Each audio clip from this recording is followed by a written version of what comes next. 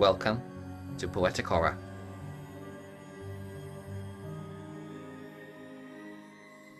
Dementia leads to a very whacked out lifestyle.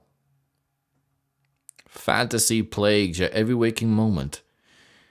You end up screaming to those adored ones that have long passed away. You see things that nobody else can, and your very conversation and random antics make you either the life of the party or someone who would best be avoided.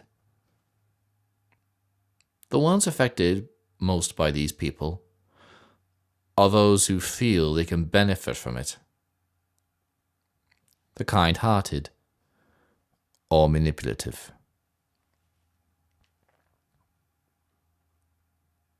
One burglar is going to learn that crime doesn't pay once he sees the demented woman in this story. Written and narrated by David Cox, with music by Purple Planet.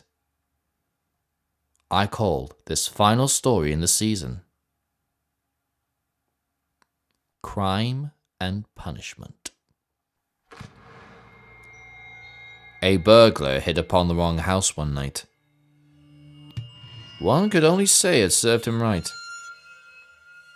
For this house belonged to an old demented woman. Had seen better days, but adapted just as well as any human.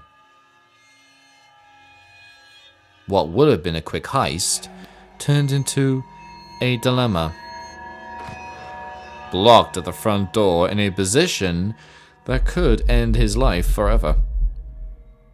She stood in the way of the front door with a shotgun in hand. One push of the trigger was between his life and her command. The darkness enveloped his face in the narrow passageway. As she walked towards him slowly, she lowered the gun and went to say, "You're back after all these years. I missed you so much." And with that, she wrapped her arms around him with a loving touch. He stood silently for a bit, not knowing how to react. Overwhelmed and speechless, everything but his thoughts intact. As she suffocated him with kisses and hugs, he tried to think.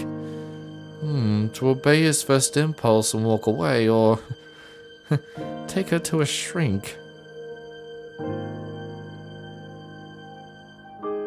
He decided to play along with this little facade. Entertain her for a bit until the early morning. Can't be that hard. She took him upstairs, tucked him into her bed, stroked his brow. She made sure he had a glass of water by his side, as she rested up for now. Creeped out, but comfortable, the burglar lay under the sheets. After everything he had been through, he hadn't felt this good in weeks. A warm house and a cozy room with a woman to take care of him, with the prospect of a warm, healthy breakfast, and maybe even a good trim. It beat being in a dingy, run-down flat with no food or wealth. And so, come the morning, he came down to the delight of his own health. He sat himself down and gorged on sausages, bacon, beans, and toast, followed by a cup of tea, with service one could only gladly boast. The woman sat on the opposite side of the table and looked at him. As he looked back, her eyes were so innocent and so genuine. He thanked her for the breakfast, but now he had to leave. Not to overstay his welcome, but the situation was too good to believe.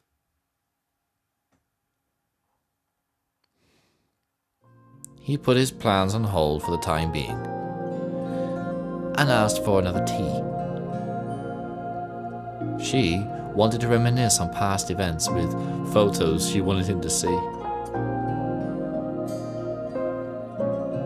The figure in the photo had such a similarity to the burglar it was scary.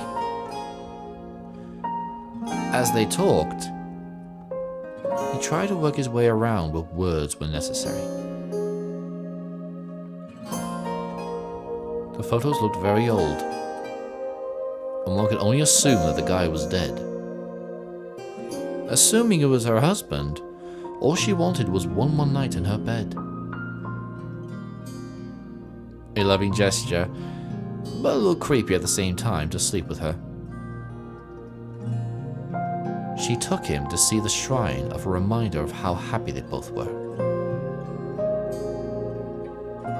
He could only oblige her in these matters that meant so much one time ago. And so she put him down to the basement, holding his hand, never once letting go. The only light in the basement he could see was of a table of candles, like a shrine, with a jar. As he looked closely at the contents, a heart was visible, which was creepier by far.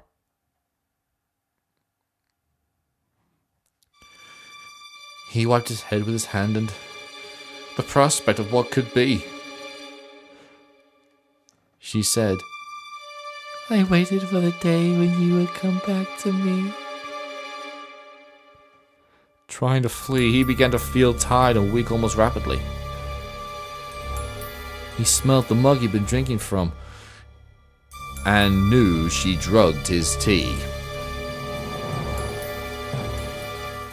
He collapsed to the floor and blanked out for what seemed a short while, before finally waking up in that basement, bricks and cement in a pile. He saw a figure in the distance.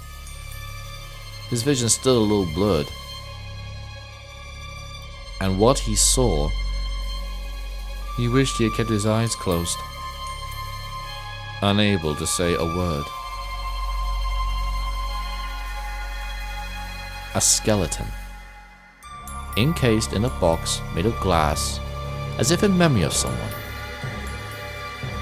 Its rib cage had been prized open, and its legs broken, a plate saying, "In memory of my loved one." The burglar looked at this and could not make head or tail of it. But only could I tell you who's in that case, and what happened to it. As for his present situation, he felt his arms tied up. Bricks blocked his view. He looked around where he was. Pipes visible. Limited space. He knew. The wall in the basement had been cracked open with him encased inside. He tried desperately to break his shackles, but it was no use, no matter how hard he tried. The door upstairs opened, and down came the old woman, loved up and insane. She approached him and said, "Now, my darling, we'll be together again." He demanded to know why she concealed him behind the basement wall. Her answer was simple. "So you can die with me and share death's glorious call." She started to scoop cement onto the bricks, closing up the gap. He now began to panic. As the light slowly began to fade, he had fallen for her trap. This so-called woman had done this before. An event long time past. A result of her love for the one she adored and had horrifically cast. The photos she showed him were of the face she could only see. the face embedded in her memory, and had been with her for what seemed eternity. Dementia made her life an ever-growing fantasy of their lives together. And now, once again, she will have his heart for herself forever. She finally closed up the gap and left him to rot and decay. She lay by the bones and said, "Thank you," and lays there to this day. For she always longed to see him again, her partner's heart close to her chest, holding the jar as a reminder of the boy who always loved her best.